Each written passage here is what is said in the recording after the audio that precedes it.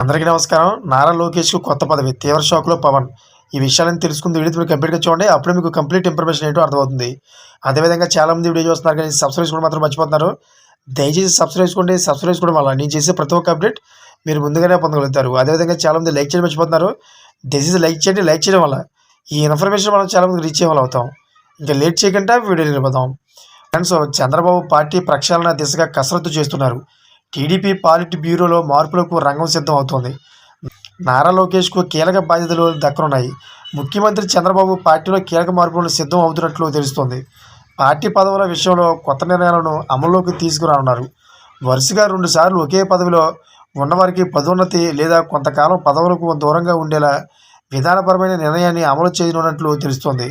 అయితే అందులో భాగంగా ముందుగా పార్టీ రాష్ట్ర కార్యవర్గం పాలిట్ బ్యూరోలో మార్పులు జరగనున్నాయి.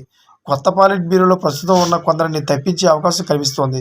కింద స్థాయి కార్యకర్తే అధినేత అనే నినాదంతో కేడర్కు ప్రాధాన్యత ఇస్తూ పార్టీ బాధ్యతల్లో మార్పులకు కసరత్తు కొనసాగుతుంది. ఇక లోకేష్కు పార్టీలో బాధ్యతలు పెరగడం ఖాయంగా కనిపిస్తోంది. పార్టీలో వర్కింగ్ ప్రెసిడెంట్ పదవి లోకేష్కు దక్కనుంది.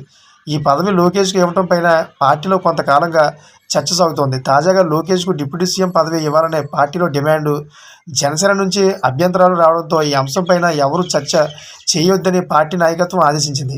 అయితే ఈ క్రమంలో ఇప్పుడు లోకేష్కు పార్టీలో ముందుగా వర్కింగ్ ప్రెసిడెంట్ పదవి ఖాయమైనట్లు తెలుస్తోంది. కీలకమైన పాలిట్ బ్యూరోలో సీనియారిటీ యువతకు ప్రాధాన్యత ఇవ్వనున్నట్లు సమాచారం. ఫిబ్రవరిలో ఈ మేరకు అధికారికంగా నిర్ణయం జరిగే అవకాశం ఉంది. పాలిట్ బ్యూరో నుంచి తప్పించే వారిని పార్టీ బాధ్యతలు అప్పగించనున్నారు. పార్టీలో క్రియాశీలకంగా ఉన్న వారికి పాలిట్ బ్యూరోలో ఛాన్స్ దక్కనుంది. అందులో విజయవాడ ఎంపీ కేశినేని చిన్ని, రామ్మోహన్ నాయుడు, అమలాపురం ఎంపీ మధుర్తో సహా 2 మహిళా నేతలు పేర్లు వినిపిస్తున్నాయి. ఏపీలోని 3 రీజియన్లతో పాటుగా తెలంగాణ నుంచి 3 నేతలకు అవకాశం దక్కనుంది. నందమూరి బాలకృష్ణ ప్రధాన కార్యదర్శిగా నియమితులయ్యే అవకాశం ఉందని తెలుస్తోంది. దీంతో ఈ కసరత్తులో చంద్రబాబు తుది నిర్ణయం ఏంటనేది ఇప్పుడు ఆసక్తికరంగా మారుతుంది. చూసారు ఫ్రెండ్స్, లేటెస్ట్ అప్డేట్స్ కోసం channel subscribe. Thanks for watching friends.